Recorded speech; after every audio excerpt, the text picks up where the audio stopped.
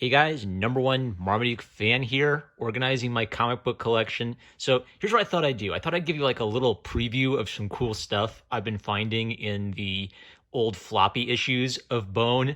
I think eventually I'm gonna turn this into maybe some kind of series of like, I don't know, Bone history nerd videos for people who can't afford to collect the floppies. So Bones, like a highly recommended series. I reviewed the volume. I think I've reviewed volume one, maybe volume one and volume two so far. So I'm not going to talk too much about the stories and art. It just gets a recommendation. The neat thing about the floppies is kind of seeing how it works in the floppy format, and obviously things like bonus art, neat little things like ads for Bone T-shirts and letters to the editor. I noticed a really neat little thing I missed the first time I looked at this issue of Bone, which is that some of the people who write letters to the editor are like comics legends. So the thing about Jeff Smith is he's kind of like a comics guy. Like people who make comics really appreciate what he's doing. So I know I saw, maybe it was in another issue, but I think actually, yeah, it's in this one. So the Image comics are a later reprint of Bone. I think the cartoon books are from 1993. I don't know whether or not that's the first printing. Jeff Smith might have printed them himself, like even earlier than that. So these are from like 1993, and the Image books are a reprint from about 1996. So flipping to the back, I want to show you some of the cool names I spotted. Stan Sakai, creator of Usagi Yojimbo, wrote in and talked about how like making comics that evoke the idea of movies. Here, I'll just read it. Writes Stan, Bone is a delightful series. Terrific characters, storyline, pacing, and artwork. Your background in animation is really evident because the series reads like a movie, which is something I've been trying to do with Usagi Yojimbo, right? So one really cool like indie comics legend, Frank Gladstone of Walt Disney Animation, Chuck Dixon, the Batman writer and cartoonist. He just really attracted the attention of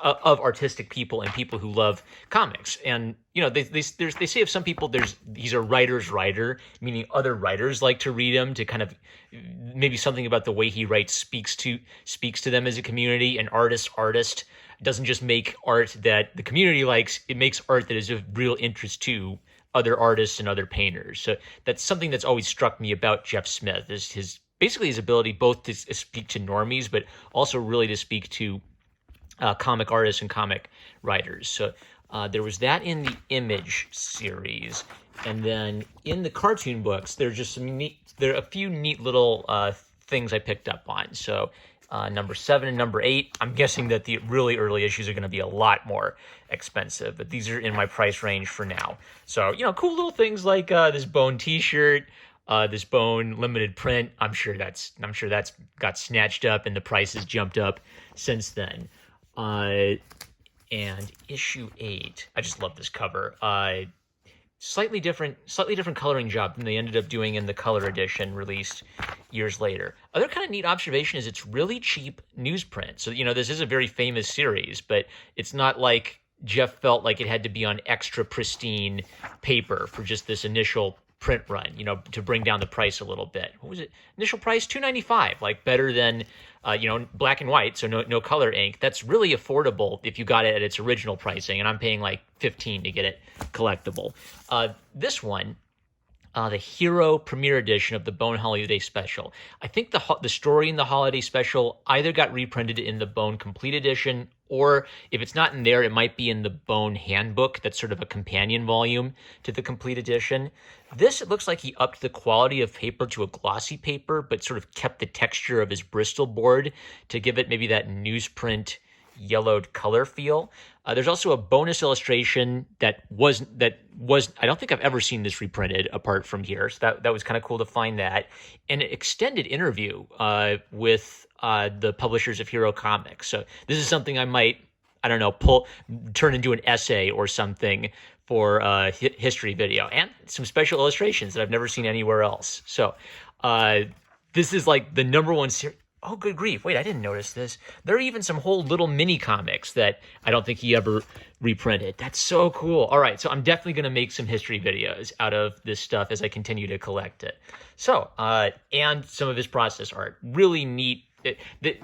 one of the things this highlights is maybe the collectability factor in floppy books, where if you want to read Bone, the most economical way and probably the best way is to just get the collected editions, either the collected black and white editions or the collected color editions. But the floppies, if you're like a super nerd, always have like this little extra thing that kind of makes it special to have, especially if you really respect someone or really admire what they're doing. I won't talk about this in detail, but I also noticed a lot of people writing about how they found Bone through Cerebus, which was another kind of weird underground indie comic from the 80s and 90s. I understand that the artist of Cerebus and the artist and Jeff Smith eventually had some kind of weird falling out. I don't know anything about it other than I've seen a couple blog articles mentioning this drama, so I don't want to get into that because I'm not big into these like interpersonal disputes from the history of comics. But it was just kind of neat to see that, and also kind of sad to see that initially like Cerebus and Jeff Smith were on really good relationships, that people in the indie comics who were reading Cerebus were hopping over and reading Bone and discovering it and getting super excited by it. Now that as we're kind of like looking back, 30 years later, of course, it's like it's sort of like a top 10 graphic novels of all time. It's just so interesting to go back and see like the first version of it before it became like this standard Scholastic book that's at every Scholastic book fair. All right, so that's my little preview of the collection. The holiday issue especially, I don't know, I might just go ahead, I might straight up just do like an unofficial audiobook of that interview and see what I can mine out of that. But definitely more Bone history videos coming along sometime. With that, I'm number one Marmaduke fan. Love you guys. Catch you later.